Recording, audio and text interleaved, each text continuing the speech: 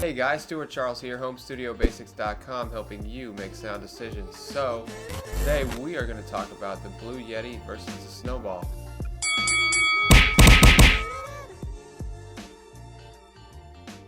Hello. You are now listening to the Blue Microphone's Snowball, aka the Grapefruit. I am employing a standard issue pop filter for this sound demo as well. Happy trails! Hello. This is a sound test of the Blue Microphone's Yeti, employed with a standard issue pop filter, set to cardioid mode. You are now listening to the Blue Microphone's Yeti on omnidirectional mode, employed with a standard pop filter. This mode is great for field recording and other general ambient sounds, such as birds and other cool sounds. You are now listening to the Blue Microphone's Yeti on figure 8 mode. This mode is great for podcasts, interviews, etc. with another person. You are now listening to the Blue Microphone's Yeti on stereo mode. This mode is great for recording yourself playing guitar or another instrument. It does a fantastic job of separating your voice and the instrument.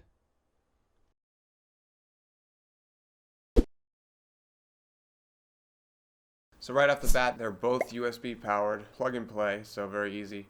No need for a separate audio interface or anything like that. They both sit on your desk and take up quite a bit of space. The Yeti more so, it's when you get this thing in your hand, it resembles a freaking mini spaceship. The Snowball resembles more of a grapefruit.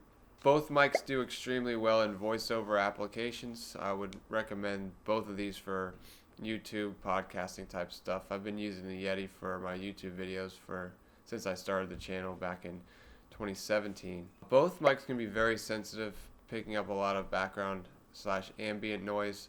I noticed this during my shootout with the Yeti 2020, which is an XLR condenser, the Blue Yeti, and the Samson CO1. The Yeti just picked up a lot more undesirable mess. The Yeti and the Snowball both pick up a lot more than I would like. Even without room treatment or anything like that, the CO1 and AT 2020 picked up virtually nothing, and I live right next to a highway, so I thought that was pretty impressive, especially given that I was pretty close to the window. Both mics are easily recognized by your laptop and PC, and both can be taken off of their respective stands and used with a separate mic stand, which adds to their flexibility and versatility. Lastly, neither mic has an on or off switch. Now, the main differences. Sound, obviously, the Yeti sounds much better than a Snowball, which is why I would probably just save the money and get a Yeti. It's just more crisp, a lot cleaner, more clear. The Snowball, it almost sounds like you're speaking through a tin can in comparison. Now, on its own, it sounds pretty decent, but the Yeti outclasses it by a lot.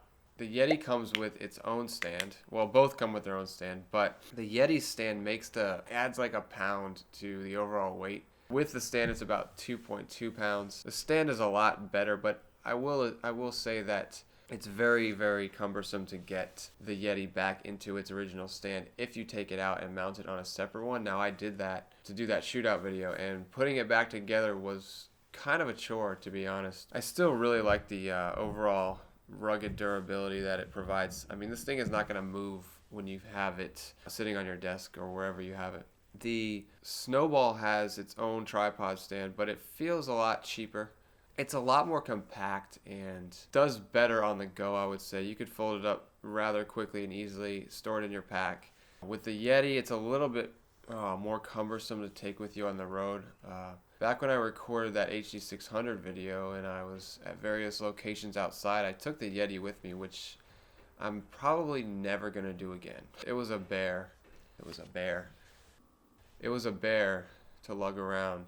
As for protection, the Snowball can incorporate a standard pop filter, while the Yeti uses a custom-fitted windscreen as its defense against plosives and your nasty-ass spit. Fun fact, I actually use a sock. The sock actually looks like a condom on my Yeti, which gives it a nice added flair. So lastly, the Blue Yeti has a mute button, while the Snowball does not. So, I'm back! So, The build of the Yeti is absolutely marvelous. It's absolutely marvelous. Without the stand, it's still very good, but feels considerably lighter. I mean, when you take this thing apart, it's a little bit underwhelming to hold the actual Yeti in your hand, but it's to be expected. The stand itself is super heavy and durable, like I alluded to earlier, and does a great job of holding this microphone in place. All of the knobs and buttons feel really solid. When you put this puppy in your hand, you'll know where your money went. The value here is remarkable considering this thing hovers around $100 most of the time. I do find it a tad cumbersome to turn the polar pattern knob on the back. If you're in a hurry and you gotta just like do a reach around and turn it, it's a tad hard to turn and it kind of makes my fingers hurt. my fingers hurt. What's that? My fingers hurt.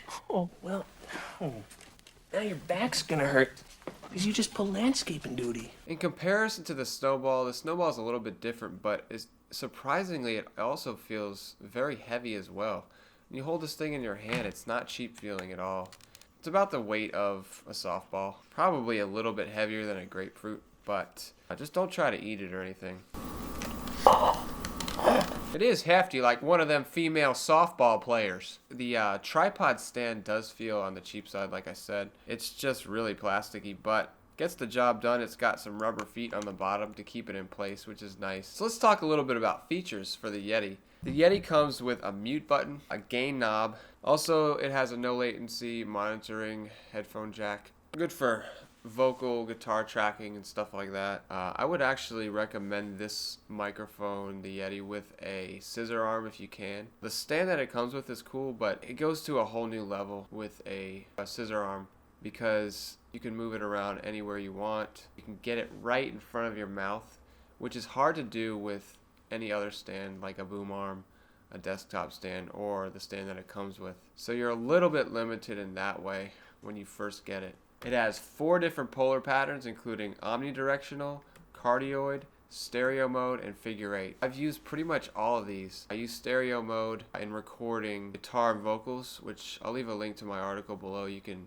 actually got a really good take that day. I played the first verse of Day in the Life by the Beatles. It's also got the figure 8 will come in handy for like interviews and podcasts and stuff like that. Obviously, cardioid will be your main pattern for most of what you're doing, including voiceovers, vocals. Lastly, it's got omnidirectional, which I use a lot for recording ambience, birds and anything going on outside. Like I've used the omnidirectional feature for the sounds for a lot of my graphics for my videos. It's a really good all-around tool. Now for the Snowball, it's only got cardioid, -10 decibel cardioid. It's also got omnidirectional. Keep in mind that there's a switch on the back for each of these settings, but it's labeled 1, 2, and 3. The only thing is that I have the ice version. Now the ice version does not come with any polar patterns. Now the regular Snowball version comes with the polar patterns I just mentioned. The Snowball is still decent, but I don't know, I would never, I paid the money for it, but I got this one off eBay and it was a lot cheaper. If I was you and I was trying to decide on which of these to go with, I would almost never purchase the Snowball over a Yeti. It's kind of an easy decision. The Yeti sounds better, has more features, it's more versatile. It's got a lot more onboard features as well as more polar patterns and stuff like that. It sounds more professional. You can get a very, very good sounding recording out of a Yeti. And that's about it for today. I hope you guys enjoyed this review. Don't forget to like, comment, subscribe to my growing channel. Let me know what I can do to improve. And with that,